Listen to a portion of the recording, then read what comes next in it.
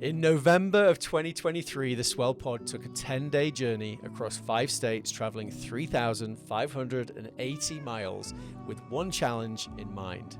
And that challenge was to interview 100 pleasantly rebellious humans to uncover deep truths about what it takes to create something that has never existed before, challenge the status quo, maybe even change the world. This is the Kiln Road Trip, created and produced by the Swell Pod. In partnership with Kiln, Moterra Camper Vans, and sponsored by Taurus. I'm Spencer McKeown. And I'm Josh Taylor, and together we're the co-hosts of the Swell Pod and your guides on the Kiln Road Trip. Follow along on the journey. Be sure to subscribe to the podcast, follow the Swell Pod on social media, and subscribe to your YouTube channel at, you guessed it, the Swell Pod. This is interview 30 of the Kiln Road Trip, and today we're at Kiln Lehi talking with Ben Peck. Ben is the co-founder of Front Utah, which provides inspiration and training for UX designers and product managers. Thank you for tuning in to today's episode. We hope you enjoy. Ben, could you introduce yourself, your name, of course, as well as what you do? Yeah, so I'm Ben Peck. I am a product and design leader here in Utah, mostly born and raised here in Utah, and have lived most of my life here. Spent a stint in New York, but came back recently in the pandemic. Yeah. Awesome. And where do you work right now? What company are you with? So I am not currently with a full-time company. I run my own conference called Front, which is a UX and product design conference. And I also run a nonprofit organization called Product Hive. We have about 10,000 members in it. I know both of those very well. Yeah. Very cool. And we interviewed Brandon just yesterday, or whatever day it was, who I think was also part of Brandon Gardner. Brandon Gardner. Wonderful. So he gave us some seeds to plant along on our journey. Yeah, absolutely. With Sembrar. I love it. That's right, Sembrar. So just take us. So we'll dive into what's driving you and what you're trying to build in a moment. But tell us a bit about your past, or whether it's growing up or your passions and what led to product design. Yeah. So I got into design through animation. Rewind to like 2006. I really wanted, Toy Story was coming out. Mm-hmm. I wanted to go into animation, and that was like my driver. So I went to school at Utah State. The animation director actually was on sabbatical and ended up finding graphic design. The graphic design teacher was taking over his class and found graphic design. History was from there. I mean, I went into early stage, I spent the first 5 years in design studios and agencies doing corporate websites, the Utah Symphony, Deer Valley Resort, things like that. And then I was very much a hybrid designer developer, and kind of got sucked into the software design realm for that. So I started at my first tech company called Experticity, which is now Expert Voice, sales like a sales software for retail sales, right? Training software. And then I spent some time at Instructure doing higher education software, built an app for parents to kind of help them monitor their kids' schooling. I spent some time at a couple startups, Needle and Jane.com here close by, in the e-commerce space, sales chat software, the kind of two-sided marketplace of small businesses. And then I've spent the last 4 years at a company called Seismic, building their team from 8 designers to 33. And just have really enjoyed the space. Yeah, wow, that's incredible. That's quite a resume there. You are speaking to, of course, a product designer. I wear a lot of hats. I started trying to make films. Found myself in design, illustration, and then found myself in product management. Awesome. Yeah. I mean, the journey into product or design is an interesting one. Like, everyone has a unique story. Yeah, for sure. That's good. And how about your just kind of influences growing up? Your family or your siblings, or what influence did they have on you? for this Interesting. where you've ended up, you know? Yeah. Interestingly enough, my dad's just like a contract painter. So, and my mom was very artistic. She did like toll painting and things like that. My sister was very much an artist, and I really kind of just drew to artistic things. I worked for my dad for like 6 years as a painter, and he just like, after years of complaining, he's like, "You're not suited for painting. You're suited for a desk job." So I told him I was going to go into college and I was going to study art. And he just was like, kind of rolled his eyes and he's like, "Okay, I'll have a job for you when you get done. But I want you to go to college," because he didn't graduate from college. And so that's kind of what got me into like the realm of design. I was always really fascinated with computers, and personal computers were very new. And when I was really young and kind of just played around with it, and still to this day, I'm like the tech guy in the family that fixes things for you. But yeah, that's really what influenced me into getting into design. I thought going out of college, I'd go to New York, work at a magazine company, do branding for big name brands, and found myself veering into like the web design space, and it was very early on. So I got to ride that ride of standardization of the web and influencing websites and usability and all of that. And it just really fascinated me, that kind of blend between design and development. Yeah, very good. Well, I was going to ask you just to talk about why 7 years, I'm going to guess now, 7 years ago, you started Product Hive. Why did you start it, and how did that evolve to create what you've created today? Yeah, that's an interesting story. So it's been 10 years.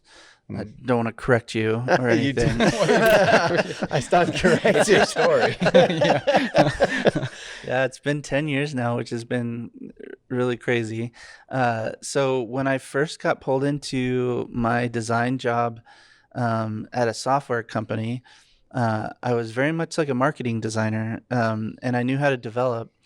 The CTO was working with marketing designers to design for the application, and he just didn't really like what they were doing.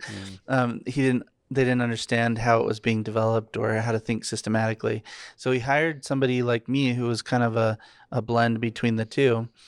And that's when the term UX started to become more of a term and a role and a responsibility.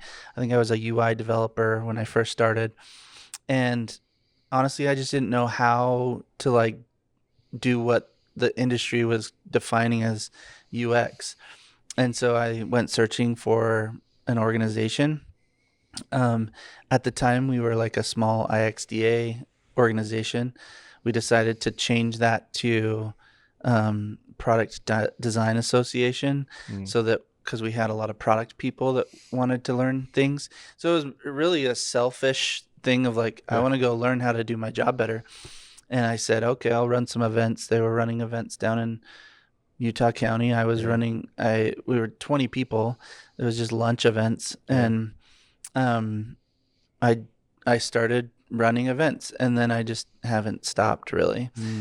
We did it for about a year and a half. We realized people wanted to learn what other people were doing within their companies. How they were doing it.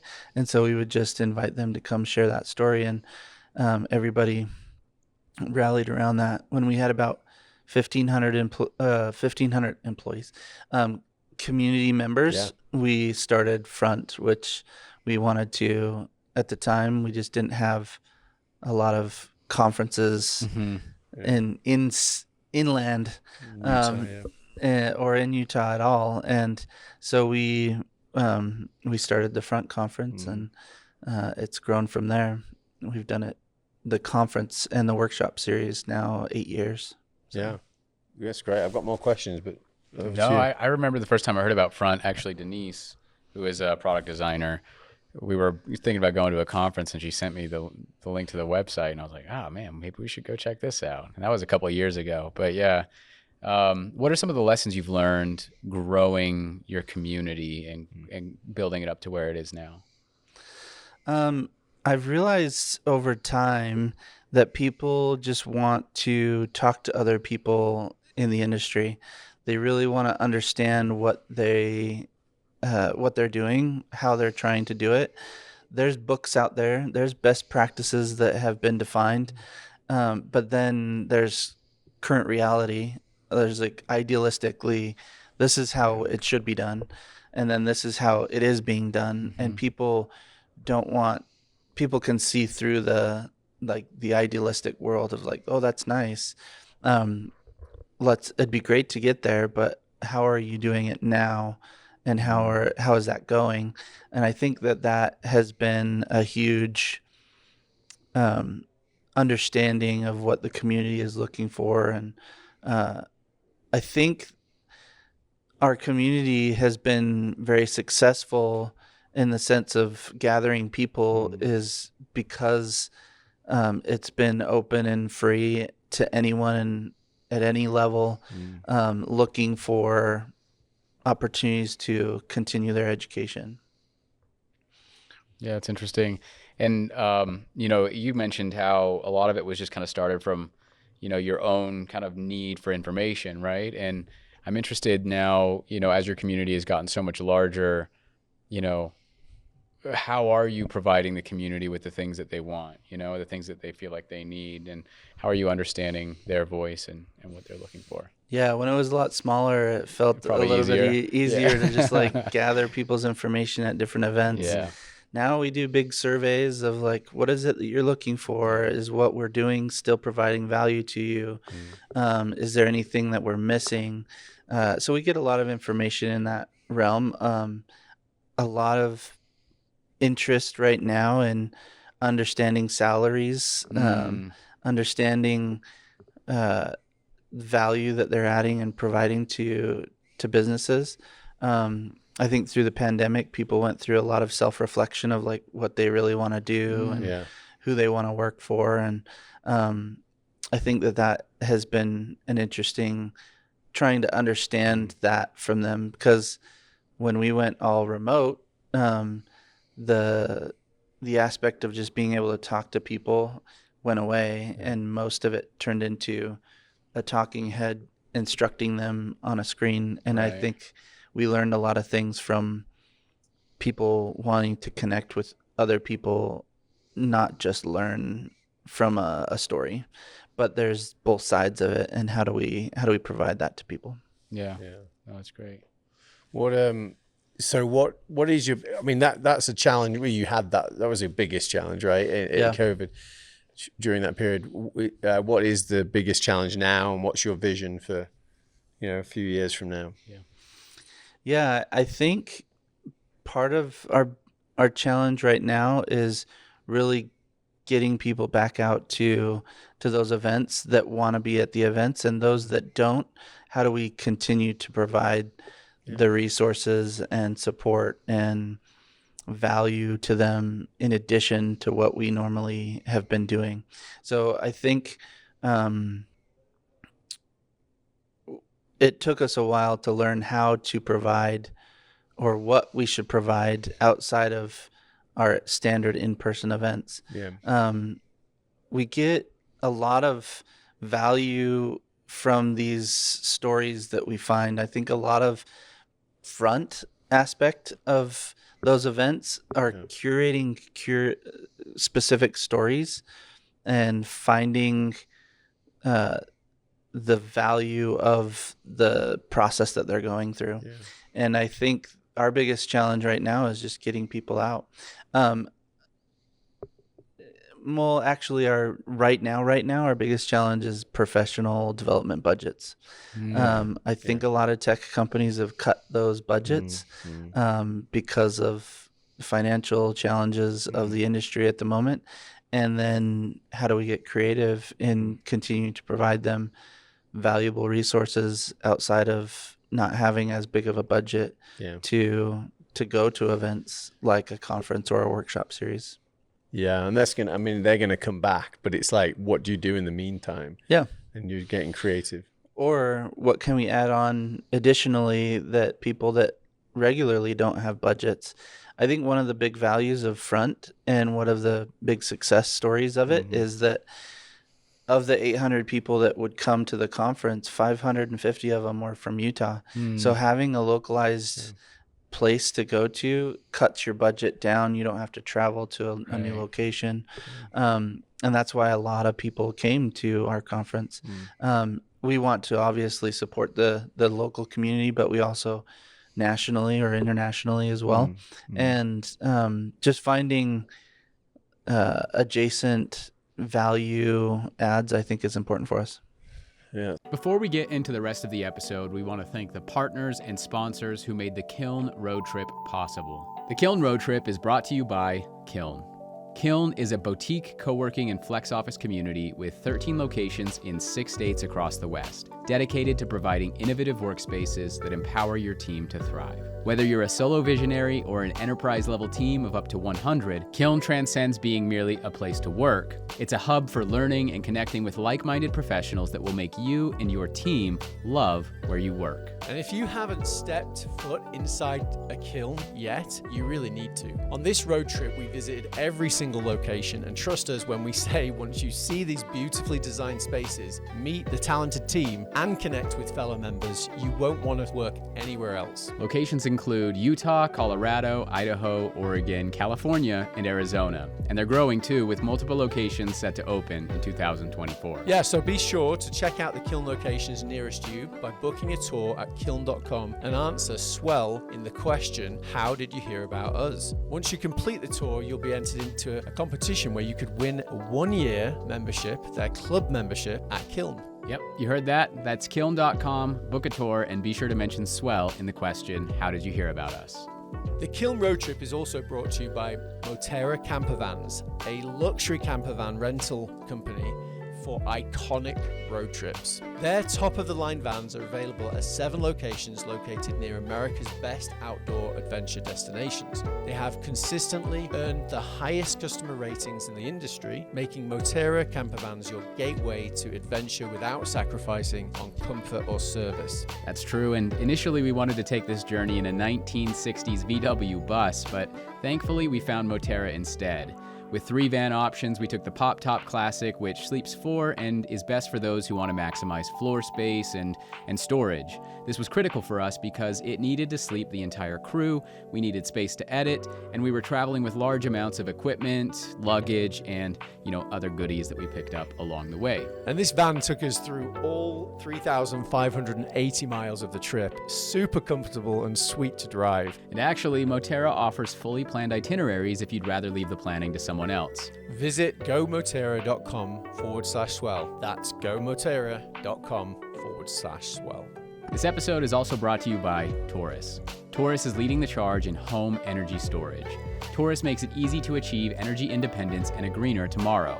The Taurus station provides everything you need to generate clean power, efficiently store electricity, and easily manage your energy use. And installing a Taurus station offers plenty of benefits, including save money on your electricity bill, also ensure energy security with backup power during outages, reduce carbon emissions with renewables. You can also automate EV charging and HVAC systems with 100% renewables. And enjoy unrivaled system monitoring and support. If you like the sound of those benefits, get a quote to build your Taurus station in less than 30 seconds. Super easy at taurus.co. That's TORUS.co. Now, let's get back to the episode. That's great. I think, so if one of the last questions that we like to ask, everybody get their all these different perspectives on this question, but what does it take, in your opinion, to take an idea, so in your circumstance, like what eventually became this community, and create a movement? What does that take from your point of view?